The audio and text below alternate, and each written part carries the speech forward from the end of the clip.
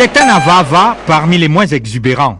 Certes, l'amour des belles voitures est un trait gras de famille, mais on dirait que le virtuose de la guitare acoustique cultive la discrétion.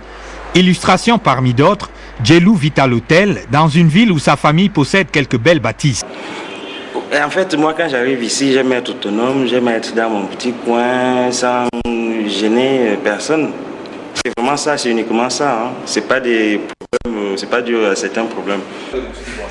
Jean-Louis Ava, de son nom d'artiste Djelou, a appris à vivre sa vie comme une procuration de la renommée de son père d'abord, de son frère aîné ensuite, le député défunt président du Canon, Emmanuel Avava.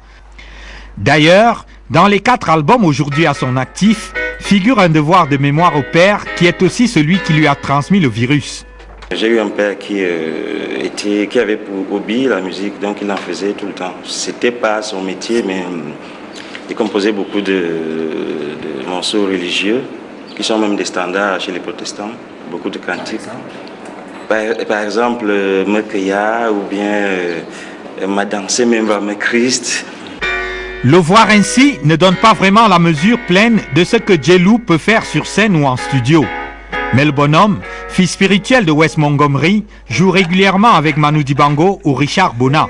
C'est lui qui devait par exemple donner la réplique camerounaise à Earl Klug lors du festival avorté de jazz en fin d'année dernière. Lui était d'ailleurs déjà descendu au pays quand l'affaire capotait, car ici sont ses sources. C'est vrai que quand on arrive au Cameroun, on a cette énergie qui vous prend dans les tripes là, et on a envie d'écrire tout de suite des choses nouvelles. Parce que le Cameroun a ça de particulier, que c'est un pays qu'on aime tellement qu'on ne peut pas rester indifférent. Quand on arrive ici, on a toujours envie de chanter pour le Cameroun. Djelou au pays, c'est les potes de la scène qui se régalent, car le gars trouve toujours le temps d'un arrêt pour dire bonjour.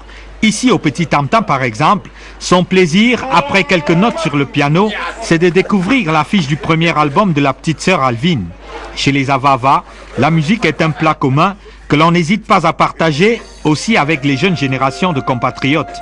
On casera aussi en passant une petite visite dans le studio rudimentaire d'un cadet en train de travailler sa maquette. Dans ce Kajibi, Djelou oublie qu'il a fait de la musique son gagne-pain, laissant tomber son métier d'ingénieur informaticien.